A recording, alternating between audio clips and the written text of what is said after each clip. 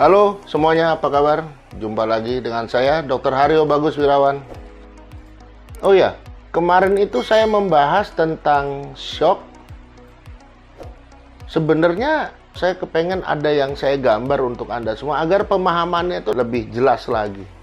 Tapi akan saya bahas sehabis pembahasan materi ini selesai. Dan saya juga baru teringat. Oke, kita lanjutkan.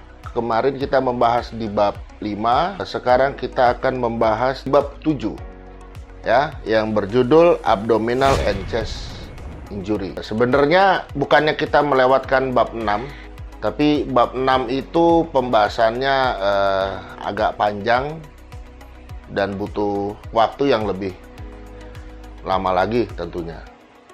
Dan seperti biasa sebelum saya memberikan video ini, saya biasanya suka mencatat. Nah, yang bab 6 belum selesai. Bab 7 udah. Ya. Oke. Kita lanjutkan.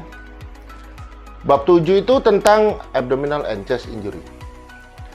Jadi ini dibagi dua bahasan tentang abdominal injury dan chest injury. Yang kemungkinan video ini nanti akan terpotong menjadi beberapa bagian. Dan kita sekarang akan masuk ke abdominal and chest injury part 1. Oke, kalau secara teori di buku ini di chapter 7 kita ngomong abdominal ya, abdominal injury itu ada dua. Yang pertama itu adalah yang disebabkan karena blunt injury dan penetrating injury. Apa itu blunt? Trauma tumpul. Jadi karena hantaman benda tumpul ya. Penetrating tuh tembus, jadi karena luka tembus. Ruptur dan perdarahan pada organ itu kita harus perhatikan. Abdominal itu adalah perut ya, untuk bahasa Indonesianya perut. Chest itu diambil dari bahasa Inggris dada, yang sebenarnya juga ini di sini di dalam buku ini istilah-istilah medis tidak digunakan penuh tapi bercampur dengan bahasa Inggris. Untuk yang abdominal injury ini, kalau disebabkan karena trauma tumpul, Anda harus ingat di dalam abdominal ini ya, ada banyak organ-organ padat yang kemungkinan itu akan mengalami kerusakan. Contohnya kayak misalnya organ hati, ada limpa, ada ginjal, itu harus Anda perhatikan. Lalu juga terjadi kerusakan pada pembuluh darah yang besar, pembuluh darah yang mayor. Juga kalau ada luka tembus, itu bisa menyebabkan suatu infeksi. Infeksi pada organ dalam, infeksi pada peritoneum, dan lain sebagainya. Sebelum saya bicara lebih jauh, saya mau ngomong begini ya. Ini bahasan ini adalah sebenarnya ini bahasan yang sangat dalam dan sangat panjang.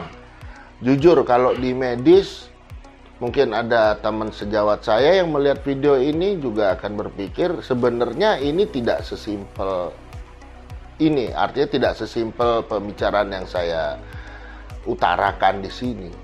Karena kalau secara teori bahasannya ini panjang. Jadi sehingga tidak bisa saya hanya memberikan dalam 1 part, 2 part, 3 part. Bahkan saya berikan dalam sampai 10 part, 20 part juga. Sebenarnya nggak bisa. Nah, hanya di buku IMGS ini sudah saya bilang ya. Jadi kalau saya lihat di sini, bahasan tentang abdominal dan chest injury ini dia cuma membahas secara teori ada berapa macam, lalu dia kasih pendahuluannya sedikit ya. Lalu di sini langsung aja ke masalah what to do. Apa yang harus dilakukan di atas kapal? Sebanyak 1 halaman ini. Sudah dan selesai untuk yang abdominal, yang blunt injury. Berlanjut ke penetrating abdominal injury. Hanya setengah halaman saja. Lanjut ke bab berikutnya adalah chest injury. Ya, ini agak sedikit panjang karena kita ada dia membicarakan fraktur pada rib ya, patah tulang pada iga. Dia membicarakan flail chest. Dia juga membicarakan pneumotorak. Dan dia juga membicarakan tentang penetrating chest wound, ya, luka tembus pada dada, yang sebenarnya kalau Anda tahu kan tidak sesimpel itu. Ini luka tembus pada dada ini hanya diberikan satu halaman saja, yang mana harusnya Anda paham ya, walaupun bukan medis, paham kalau ada kasus dada ditembus pakai pisau ini. Pembahasannya nggak cuma satu halaman. Tapi saya ingatkan, fungsinya buku ini sebenarnya adalah hanya untuk memberikan pertolongan pertama. Hanya itu saja. Ya, memberikan pertolongan pertama. Untuk masalah yang lainnya seperti kesembuhan, atau untuk masalah rehabilitasinya lah, itu bukan urusan para awak kapal yang tugas medis.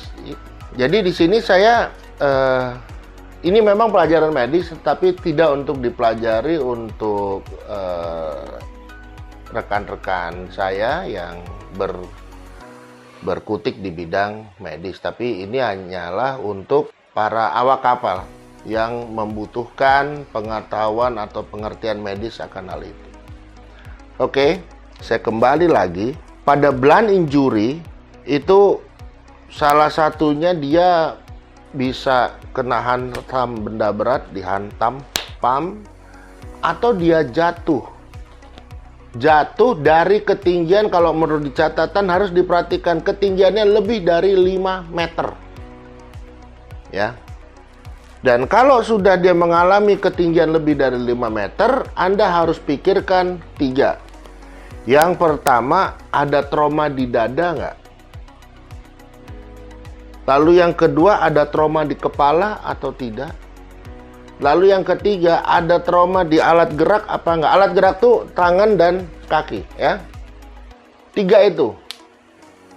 Ya. 1, ingat akan adanya trauma pada dada. Yang kedua, ingat akan adanya trauma pada kepala. Dan yang ketiga, ingat akan adanya trauma pada alat gerak. Ya. Lalu apa yang harus dilakukan? Ya, jadi kalau melihat bahasan ini nih, AIMO memang banyak membantu kita, dalam hal ini adalah para awak kapal, supaya nggak bingung. Apa yang mau dilakukan di atas kapal itu apa?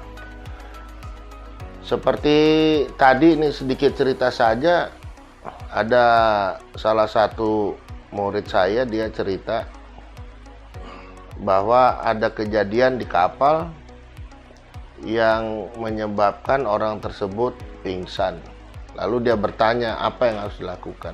Nah, setelah saya bilang, coba ini pingsannya karena apa? Lihat dulu, ada napas kah dan lain sebagainya. Lalu dia ingat buku ini, kemudian dia buka. Ya sudah, memang karena buku ini diperuntukkan untuk mereka yang membutuhkan perawatan medis di atas kapal. Jadi pas keadaannya seperti apa yang mesti dilakukan, dah itu aja. Ya, jadi kalau di buku ini seperti itu. Oke, balik lagi, what to do. Apa yang harus kalian lakukan? 1, kalau dia jatuh lebih dari 5 meter, udah nggak usah pikir pusing. Pikirin evakuasi dulu. Ya, cari bisa nggak untuk dievakuasi. Sambil yang lainnya untuk menyiapkan berkas-berkas yang mau dibawa pada saat evakuasi. Lalu kehilangan darah yang banyak. Ya, kehilangan darah yang banyak itu, lihat aja denyut jantungnya dia semakin meningkat, tapi tensinya dia turun. Lalu muka pucat. Udah, itu jangan pusing. Dia kenapa ya? Kalau dokter mungkin harus berpikiran selain itu. Tapi karena Anda diajarkan simple dan memang bukan dokter ataupun tenaga medis, ya udah diarahkan seperti itu aja. Pokoknya kalau ada denyut nadi naik, tensi turun, muka pucat, itu kemungkinan besar hilang darah. Ya, kalau ada perdarahan di luar, dia ketahuan kan darah keluar di mana. Tapi kalau di dalam, kita nggak bisa lihat. Kalau udah gitu gimana? Ditransfusi, evakuasi. Ya, tapi jangan lupa transfusi dulu. Ya, oke. Lalu diperiksa GCS-nya.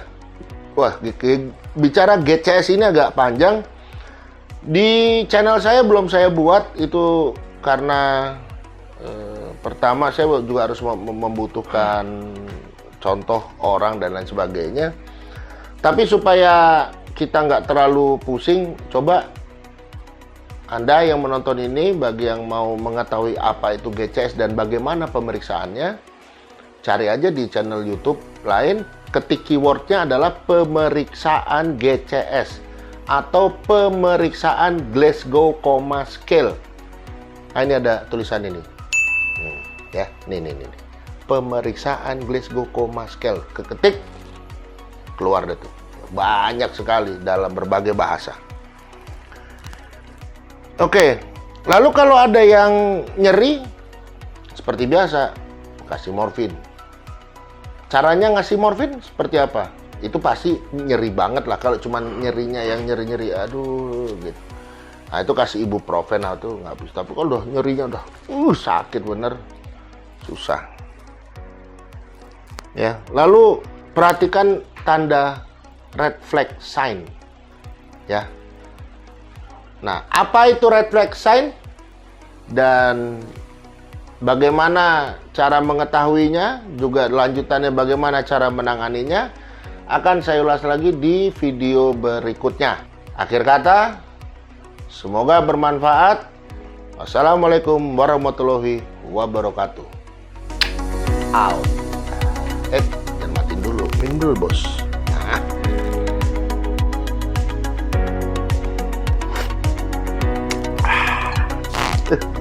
Thank you.